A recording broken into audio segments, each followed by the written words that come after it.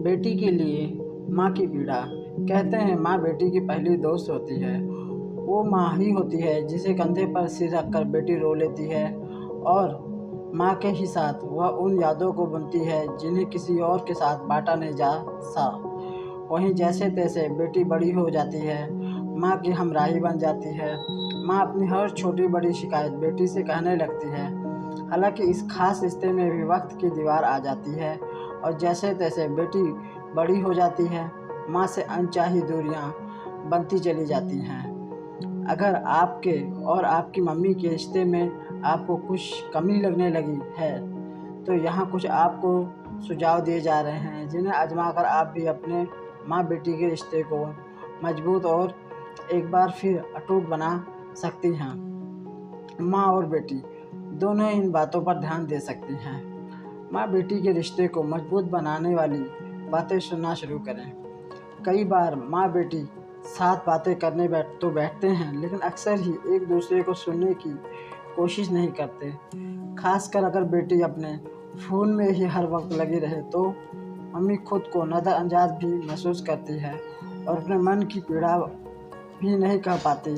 एक साथ बैठे फ़ोन या टीवी को साइड करें और एक दूसरे से बातें करें, एक दूसरे को सुनें, एक दूसरे के लिए मौजूद रहें, रूठे को मनाना सीखें। बड़े होते होते माँ बेटी दोनों ही लगभग एक ही हो जाते हैं। दोनों को एक सी बातों पर गुस्सा आने लगता है, दोनों एक ही तरह से मुंह फुलाकर बैठ जाती हैं। लेकिन अब दोनों को मनाए कौन? असल में माँ बेटी में से किसी को तो इतना समझदार होना ही पड़ेगा कि वह दूसरे को मना सके।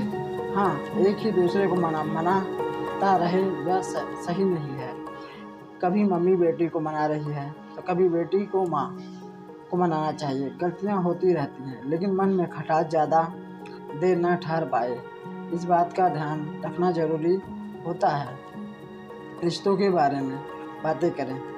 जब हम किसी से खुलकर अपने मन की बात कहने लगते हैं तो उससे जुड़ाव महसूस करते हैं। अपने मन की बातें कह देने से मन तो हल्का होता ही है, साथ ही जब कोई समझने वाला मिल जाए तो लगता है यह सबसे करीबी, सबसे खास है। माँ बेटी आपस में बहुत सी बातें नहीं कर पाती, लेकिन अपने मन की इच्छाएं और ख्वाब साझा कर सकती हैं।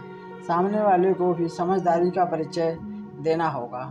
कभी कभी माँ या बेटी की तरह नहीं बल्कि दोस्त की तरह सोचना होगा।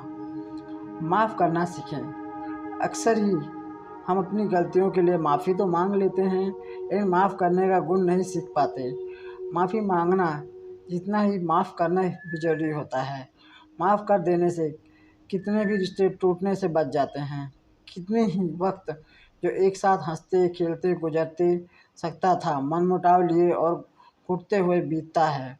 अगर माँ गुस्से में कह दे या बेटी अपना पारा खो दे तो कोशिश करें कि आप एक दूसरे को माफ़ कर दें।